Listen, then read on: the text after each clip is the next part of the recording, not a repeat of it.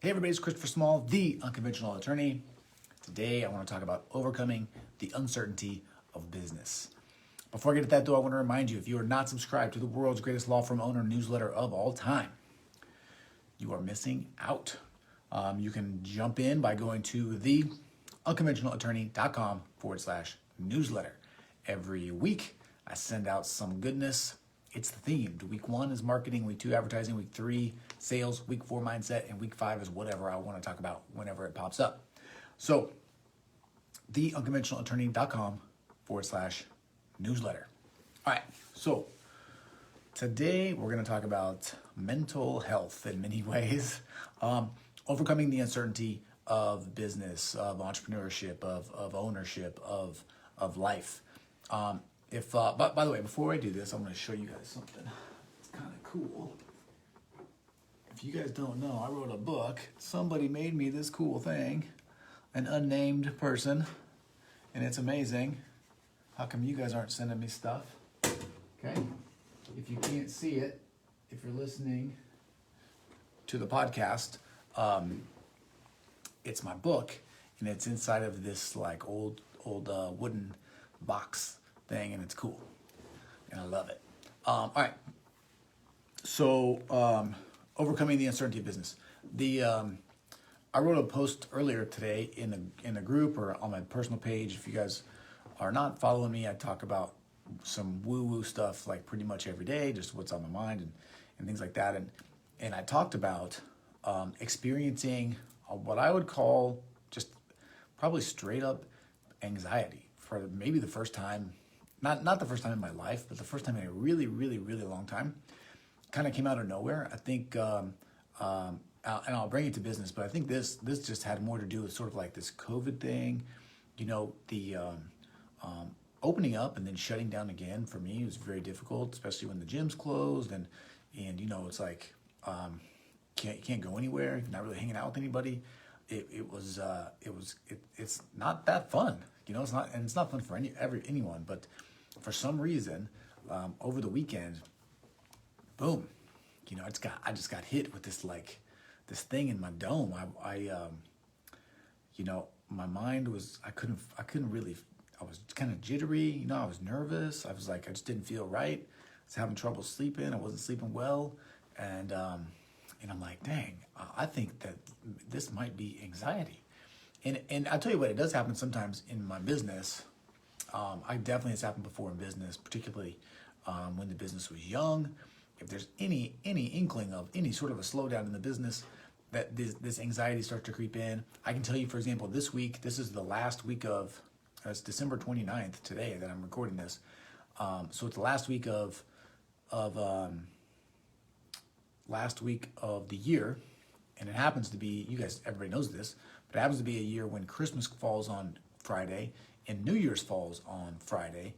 And so what I think is happening is people are just rolled this up into a very, very long sort of like time to just chill. And so this week is a super slow week, and that's pretty normal, but still doesn't feel good. And your mind just starts racing, and starts coming up with these crazy ideas. You start going down these rabbit holes. You start getting freaked out, and then like boom, anxiety attack, right? And I wanted to talk about this because I know that it's something that a lot of people deal with. We talk about it inside of the sanctuary a lot, and it's really important to be mindful of it, to be aware of your physical state, to be aware of your mental state, to think about the thoughts that you're having, right? Which is kind of woo-woo. Think about the thoughts that you're having, right? Are they rational? What are they based on? Are they based on fact? Are they based on feelings? Are you making assumptions, which happens all the time? We as human beings, we like to tell stories to ourselves. We like to provide reasons that things happen. We like to draw connections to things that often are not connected, and it can really get us in trouble if we're not careful. So really be mindful of the stories that you're telling yourself, and really ask yourself, is this story that I'm telling myself, is this grounded in reality, or am I making a bunch of assumptions? Oftentimes it can happen when we expect things from people one way or the other, and they don't happen, right? So when it comes to business, you can really get freaked out.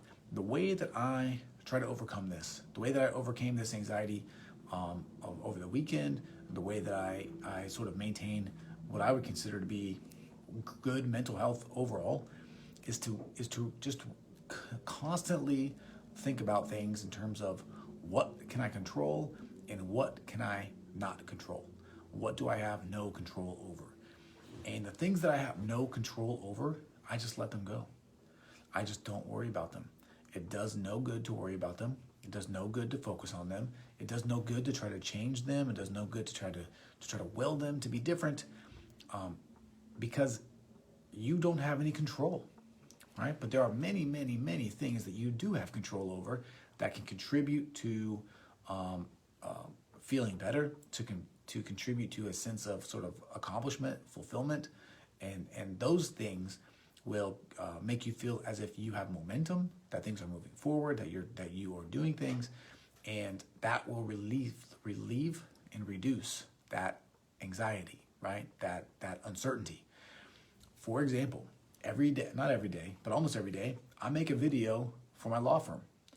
Why do I do this? I know if I make a video, business is going to come.